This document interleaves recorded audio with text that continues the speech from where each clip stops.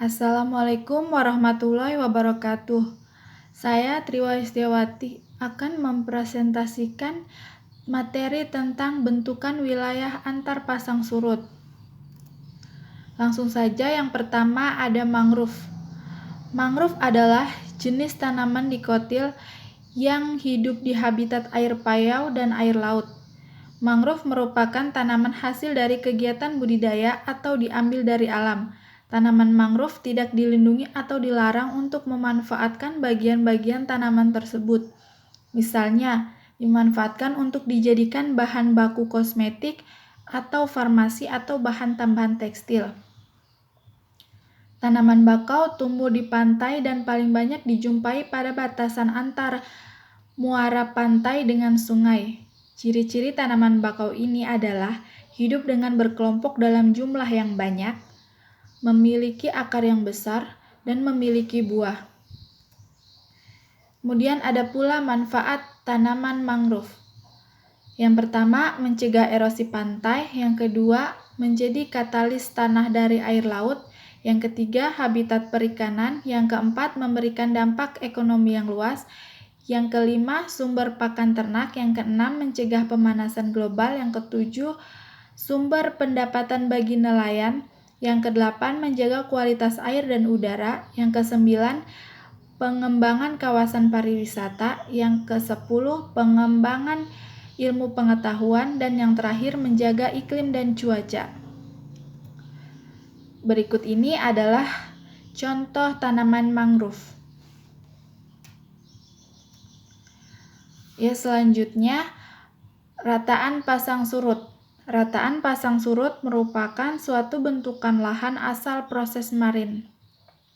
Bentukan deposisional yang luas terdiri dari material lumpur terbentuk oleh tenaga pasang surut air laut. Rataan pasang surut banyak dijumpai pada laguan atau wilayah estuaria pasang surut. Selanjutnya ada delta. Berikut ini adalah pengertian delta menurut para ahli. Yang pertama, menurut Coleman, Scott, dan Fisher. Menurutnya, delta adalah suatu pengendapan yang terbentuk karena akibat adanya aktivitas sungai dan muara sungai, di mana aktivitas ini berakibat pada munculnya endapan sedimentasi menghasilkan progradasi yang tidak teratur, dan hal ini terjadi pada garis pantai.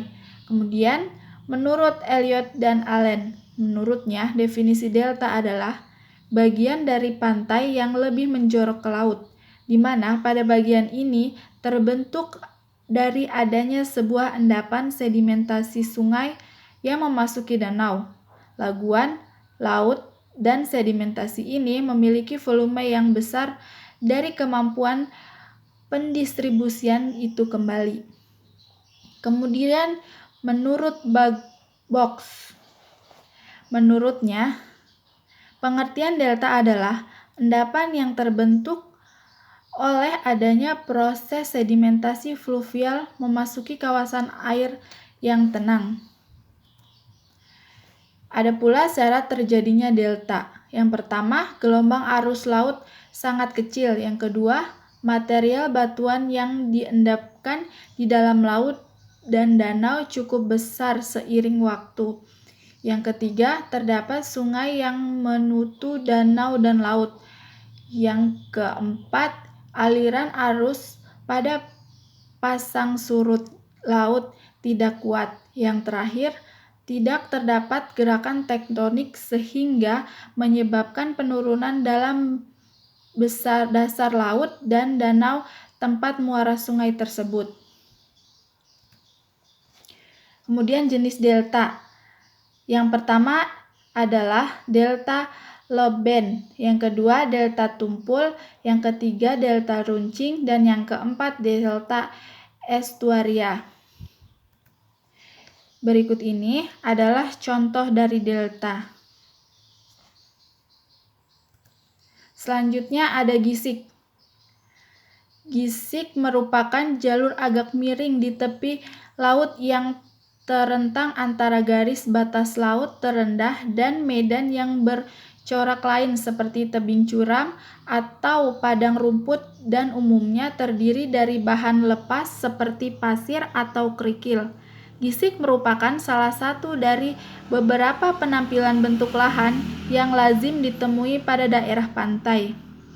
Material gisik berwujud material sedimen-sedimen di laut berasal dari berbagai aktivitas di daratan maupun proses yang terjadi di laut tersebut. Pada prinsipnya, sedimen terbentuk karena proses pelapukan baik oleh faktor fisik kimia maupun biologi.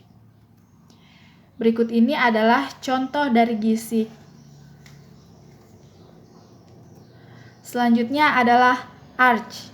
Arch adalah bentukan hasil abrasi tingkat lanjut dari gua-gua pantai berupa saling terhubungnya sisi gua yang satu dengan sisi gua yang lainnya sehingga membentuk lorong gua dengan dua gerbang.